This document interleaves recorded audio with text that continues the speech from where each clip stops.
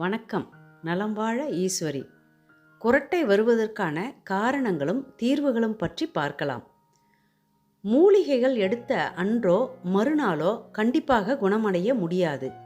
சிறிது நாட்கள் அல்லது மாதங்கள் கூட ஆகலாம். மருந்துகள் பெயர் தெளிவாக பொறுமையாக கூறுகிறேன். தேவைப்படுவோர் குறித்து வைத்துக் கொள்ளுங்கள்.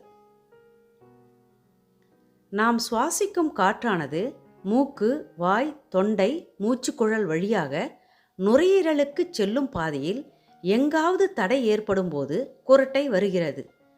விழித்திருக்கும் போது வராத குரட்டை தூங்கும்போது மட்டும் ஏன் வருகிறது? தூங்கும்போது தொண்டை தசைகள் தளர்வடைந்து ஓய்வெடுக்கின்றன. அப்போது மூச்சு பாதையின் அளவு குறுகிவிடுகிறது. இப்படி குறுகிய பாதையில் சுவாசக்காற்று செல்ல முற்படும் போது சத்தம் எழுவது வழக்கம்தான்.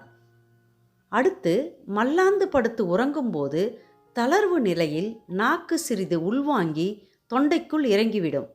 இதனால் மூச்சு பாதையில் தடை ஏற்பட்டு குரட்டை வருகிறது. குரட்டை வர காரணங்கள்தான் என்ன? சளியுடன் கூடிய மூக்கடைப்பு, ஒவ்வாமை, சைனஸ் தொல்லை, அடினாய்டு, டான்சில் வளர்ச்சி, மூக்கு இடைச்சுவர் வளைவு, தைராய்டு பிரச்சனை, உடல் பருமன், கழுத்தை சுற்றி கொழுப்பு அதிகமாக இருப்பது போன்ற காரணங்கள் குரட்டை ஏற்பட வழிவகுக்கும். புகை, மது, அளவுக்கு அதிகமாக தூக்க மாத்திரை சாப்பிட்டாலும் குரட்டை உண்டாகும் வாய்ப்புகள் அதிகம். குரட்டையினால் பலரும் பெரும் அவதிக்குள்ளாகின்றனர். இத்தகைய குரட்டையை நிறுத்த நினைத்தாலும் ஆழ்ந்த உறக்கத்தில் அவர்களை அறியாமலேயே குரட்டையானது வந்து விடுகின்றது. உடல் எடை அதிகமாக உள்ள பெண்களும் குரட்டை விடுவது அதிகரித்துள்ளது. குரட்டைக்கு குட் பை சொல்ல எளிய வழி இதோ.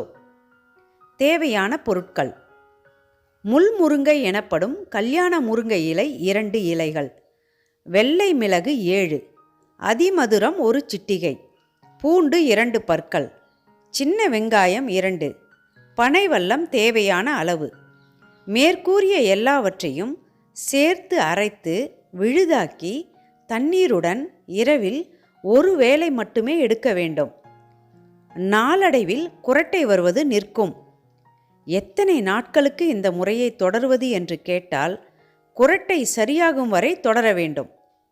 மேற்கூறிய பொருட்களால் எந்தவித பக்க விளைவுகளும் கிடையாது. தைராய்டு பிரச்சனை இருந்தால் கட்டாயம் மருந்து எடுக்க வேண்டும். உடல் எடையை சீராக வைத்து கொள்ள வேண்டும். மது, புகைப்பழக்கம் இருந்தால் நிறுத்த வேண்டும்.